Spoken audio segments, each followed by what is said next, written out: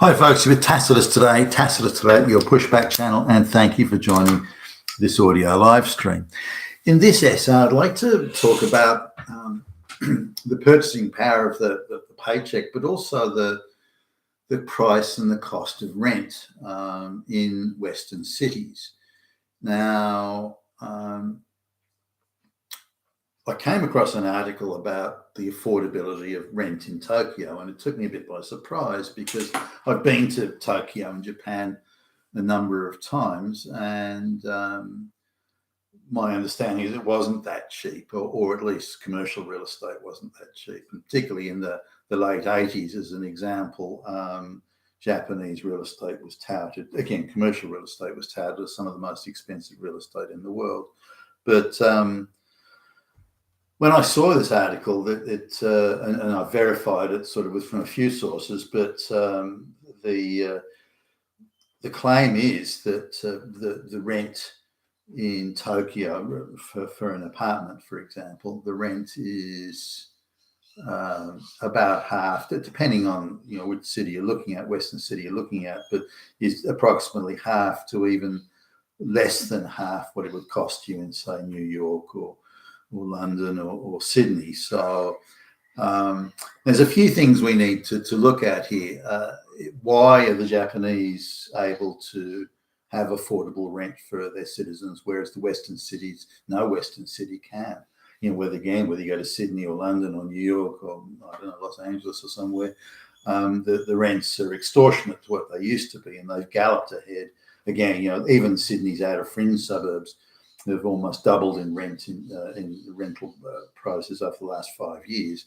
And it's not market forces that's driving it, let me tell you. So somehow the Japanese are able to deliver affordable rent to their citizens. Now, the lifestyle difference here is huge because the purchasing power of the paycheck, and thus the lifestyle difference is huge. Instead of paying half or plus of your income in rent, you're paying a quarter or a third of your income in rent. So that's a very different scenario from what is going on in the West. Now, so I had a little look into it. Now, the population of Tokyo is increasing, probably not quite as fast as, say, the high migration cities like Sydney or London or something, but it's comparable. It's not far behind, and the reason for that is people in the regions and the smaller cities around Japan are moving to Tokyo. Better job opportunities, better career opportunities, things like that, and also being encouraged to do so by various government policies. But so the population of Tokyo is growing at almost the same rate as, say, Sydney or London or New York is. And even with that population growth, they can deliver affordable rent. Now, some of the pundits that are sort of looking at it saying, well, that's because the Japanese build a lot more houses than we do in the West, and the issue isn't migration or the population increase. The issue is just building more houses. That's all there is to it. Build more houses, no problem. That's a lie. It's a fucking lie.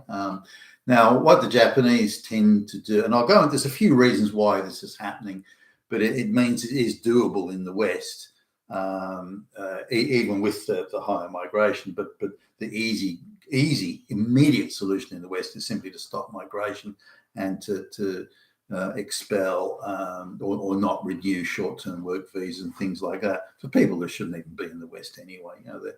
They're not refugees or useful workers with skills or anything. They're just parasites to the economy. Nonetheless, let's have a look at the Japanese thing. Now, Japan hasn't gone down the mass migration route, so they have a very, very homogenous population. There's a very small percentage of half Japanese Koreans, which go back to the days of the Japanese overseas empire, where Korea was a colony and that sort of stuff. So they've got a very homogenous population, very well educated population, that sort of thing. So what they've done with housing is, I should add that Tokyo is in an earthquake belt. So this idea that houses are going to last forever and they'll still be here 200 years later, other than a few little areas of Tokyo that are less susceptible to earthquakes, and even using shock mounted sort of building technology, still, given the severity of earthquakes in that region, still won't save a building. So you don't get a whole lot of tall buildings there because of the earthquake issue. You get some, but not that many. So what the Japanese do is they'll tend to pull down, if it's a single dwelling sort of house, they'll either divide it or pull it down and build two dwellings on there, or 4 or something. So they're really pulling buildings down and then adding on to it. Again, replacing it with a 2 or a 4 dwelling building, which is a smaller square footage. So some of the apartments are very compact indeed. You in Europe or in the West, you'd just call them a bed sit, really. But they're they're livable and doable, and the Japanese are used to sort of more compact living anyway than in the West. But so this idea that they're building lots of new houses isn't really true, because in the new houses being built are being built on top of or replacing ones that are being pulled down. So the figures are quite artificial, and the propagandists say, well, look, they're building hundreds of thousands of new houses every year. That's why they're able to have affordable. That's not the whole story, because again, they're pulling dwellings down so you really need to reduce by easily by half the amount of dwellings that the Tokyo governmental authorities are giving permits to build. So you could argue, say, well, they're having smaller and smaller apartments. That's true, and other things they're doing, which used to be Japanese traditional and sort of went out of vogue for a little while, but where independent living is gone. This multi-generational living there, and there's a lot to be said. The Indians and the Chinese do it in Australia, for example. And I've seen it other places around China and Hong Kong, traveling on business and so on, or even in Singapore, for example. This multi-generational living is very economical. I mean, you got to be much better at getting on. This idea of one Chinese woman, I said, "Gee, you guys must be good at getting on." And she says, "No, we squabble and we squabble and argue just as much as sort of anyone else, but we always kiss and make up and forgive each other and promise never to be nasty again until the next squabbling." This is a bit different from Anglo-Saxons, where they're much less forgiving, and bad blood can be generated by saying things that aren't being forgiven later on. So the grandparents, the parents, and the children living in one dwelling is also increasing there, which has a more, if you like, effective use of space. This communal living, which the West is going to have to embrace, white Anglo-Saxons are going to have to embrace in the Western world in order to get by and to survive and even compete for resources in the future. That's another issue. But an important factor is the Japanese have a very high inheritance tax. It's like, I think it's 50 or 60% inheritance tax. So if you want to give the house to your kids, they've got to cough up a huge inheritance tax, effectively purchasing the property again, if you like, that their parents already own. Whereas if you live communally, then you don't have that inheritance tax issue, or certainly not to anywhere near the same extent. But I think the primary issue is that the houses that people live in are still viewed in Japan as houses for people to live in, and they're not viewed as an investment, a class of investment for rich investors or big financiers to make a killing out of. The Japanese banks and the financial sector is still making their money out of not property development, or on the commercial side maybe they are, but not in residential. They're still making their money out of manufacturing and adding value and producing robots and cars and computers and so on, high-end machine tools and the like. They're still making their money out of that. They're not treating houses or residential property as a get-rich-quick investment class, which is really in effect all over the West, and something that the big big, banks and the Black Rocks and the financiers, they love it, this sort of thing. So really, there's a few differences here.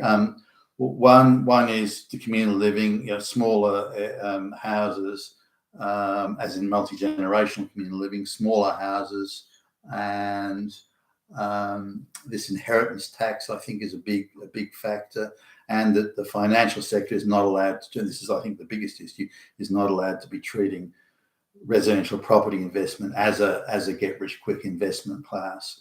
Residential property is there for the people, the citizens, to own. And I think also that the earthquake issue is one where you can't assume your house is going to be there 100 years from now or 50 years from now, anything like that. The next earthquake that comes along could very easily take it out or destabilize the building to a point where they've got to pull it down anyway and build again. So, but it's interesting that Japan, with a huge city, which Tokyo is, and with people arriving in it from the outer regions of Japan, are increasing the population of Tokyo at approximately the same rate as mass migration is increasing populations in places like London and Sydney.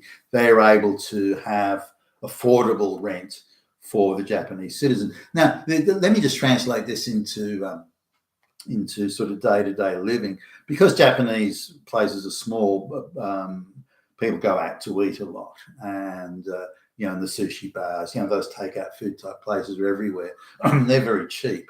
So you can eat sort of with takeout food in Tokyo, or certainly by my experience when I was there, for a comparable price to what you would pay if you went to the grocery store and brought it home and cooked it and that sort of thing.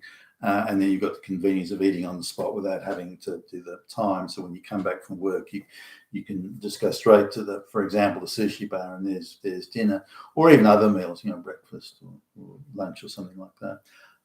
If you want to live a Western diet in Japan of fresh milk and cornflakes and bananas or something like that for breakfast, then bacon and eggs, and then you'll it's very expensive. But if you have the Japanese diet, the sushi type thing, then you can live very inexpensively. So they've got relatively cheaper food in purchasing power terms, much cheaper rent in purchasing power terms, and another cost, public transport is quite cheap. So if you look at the quality of life in financial terms in Tokyo, other than the crush of a gazillion people around you all the time, if you look at the financial side of it, such as affordability rent, affordability of food, affordability of transport, then the Japanese citizen or Japanese worker has a much higher standard of living than the Western worker in a comparable situation, big city and so on. Now, one last factor I'll close with is that because crime is so low in Tokyo, you hardly get any really. You don't have this stark difference between regions of Tokyo in terms of crime and those sorts of things. Now, one of the downsides of living in a city like Sydney is that when you get an area with good shops and good transport links, that's where the government will try and stick most of the Section 8, as the Americans call it, or government housing. So you get a huge amount of crime and drug addicts in your front yard, and people shooting up on the street, defecating. You get all that in those areas with the good transport links. So they're high crime areas. So you don't want to live there. So you have to live outside. The further you are away from good transport links, the better the quality of life. The fewer criminals are going to be running around, fewer people defecating in your front yard, shooting up in your backyard, that sort of thing. But you don't have that difference in Tokyo. You don't have the high crime, the low crime area, the area with a lot of ethnic gangs and hooligans. You don't have that. So the distribution of high to low rent based on crime and things like that doesn't exist in Tokyo, where there are areas in, say, London and Sydney where you wouldn't dream of renting or living, but they are the cheapest, but you wouldn't dream of living there. And you have to live in another area where you have to pay more simply to avoid the number. So you have to pay, if you like, a super tax through rent, and just so you can avoid the criminal areas and the grotty areas. So this is something that's also an issue in Tokyo. or for that matter, Singapore and places like that, where you don't get the high-low crime type differentials. You do get issues like you do get a difference in prices, though. Say in areas where they do have good shops and good transport links, you'll pay more than areas that don't have good shops and good transport links. So there are those sort of trade-offs as well. But the differences in rent there aren't as great, and you can still live in a very nice area. It just means you've got a decent walk to get to the nearest train station. Which is, if you're interested in fitness, maybe it's not a bad thing. But these are the things to consider. But why is it that the Japanese can do it? Deliver affordable housing for their citizens, but we in the West can't. That's an issue that certainly is a big issue in terms of standard of living and quality of life in the West, and something that the governments who are enthralled and controlled by the big BlackRock type financiers. It's part, I think, of the wealth transfer from the citizens to the likes of the big financiers. And one of those ways they're transferring wealth is through extortionate rent and mortgage and so on. You've been with Tacitus today, your Pushback Challenge. Thank you for listening.